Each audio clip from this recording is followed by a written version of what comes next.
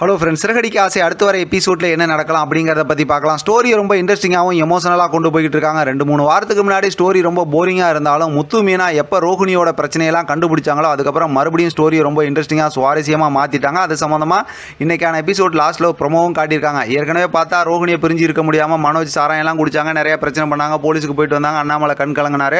இப்போ பாட்டியை கூப்பிட்டு தான் பேசி ஆகணும் அப்படிங்கிற மாதிரி சொல்லிட்டாங்க. ரோஹிணியும் வித்யா கிட்ட பேசும்போது என் பிரச்சனையை நானே பார்த்துக்கிறேன், கண்டிப்பாக அந்த வீட்டுக்குள்ளார திருப்பி போவேன் அப்படிங்கிற மாதிரி சொன்னாங்க.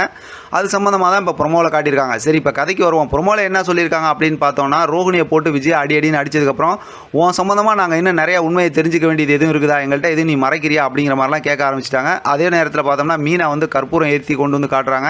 இதில் சத்தியம் பண்ணு, உன் சம்மந்தமாக எந்த ஒரு விஷயமும் நான் மறைக்கல அப்படிங்கிற மாதிரி சத்தியம் பண்ணுன்னு சொல்லும்போது இப்போ ரோஹிணி யோசனையோடு நிற்கிற மாதிரி தான் ப்ரொமோ காட்டியிருந்தாங்க.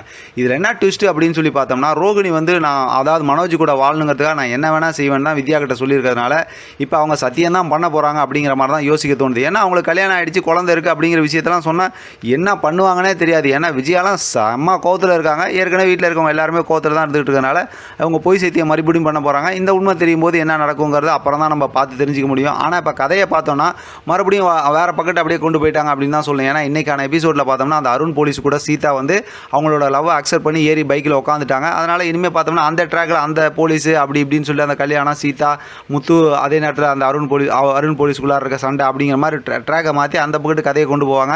இதுக்கடையில் மனோஜ் தொலைச்சி அந்த பணத்தை கண்டுபிடிக்கிறது அப்படிங்கிற மாதிரி அது அண்ணும் பார்த்தா வசீகரன் ஸ்டோரி இருக்குது. அதே நேரத்தில் பார்த்தா சிட்டியோட ஸ்டோரி இருக்குது. இது மட்டும் இல்லாமல் சத்யாவை ஏதாவது பிரச்சனையில் மாட்டி விடுன்னு சொன்னாங்க அப்படின்னு சொல்லி சொன்னால் அடிக்கிட்டே போகலாம். அவ்வளோ ஸ்டோரி இன்னும் நிறையா அந்த பக்கத்து பாக்கி இருக்கிறதுனால இனிமேல் பெருசாக பார்த்தா ரோஹிணி சம்மந்தமாக அந்த பிரச்சனையை கொண்டு வராமல் அந்த பக்கத்து ஸ்டோரியை டைவெர்ட் பண்ணி கொண்டு போயிடுவாங்க. இது கூட ஏன் அப்படின்னு எனக்கு தோணுது அப்படின்னா, நிறையா பேர் கமெண்ட் செக்ஷனில் சிறகடிக்க ஆசை சீரியல் சம்மந்தமாக ரொம்ப கோபமாக பேச ஆரம்பிச்சிட்டாங்க.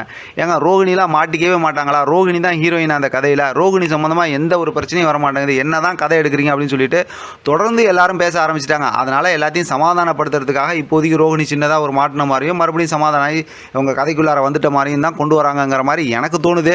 ஏன்னா ரோஹிணிலாம் திருந்துற மாதிரி தெரியல. அதே நேரத்தில் அந்த கதையும் அந்த மாதிரி ஸ்கிரிப்டை கொண்டு போக முடியாது. அப்படி கொண்டு போனாங்கன்னா கதையே முடிஞ்சிடும்ல. ரோஹிணியை வச்சு தானே இவங்க அந்த கதையை மூவ் பண்ணி கொண்டு போயிட்டு இருக்காங்க. அதனால் அப்படி தான் கொண்டு போவாங்க அப்படிங்கிற மாதிரி யோசிக்க தோணுது. எனக்கு அப்படி தோணுது. நீங்கள் எதுவும் ஃபீல் பண்ணிங்கன்னா கமெண்ட் செக்ஷனில் சொல்லுங்கள். அது சம்மந்தமாக நம்ம பேசலாம்.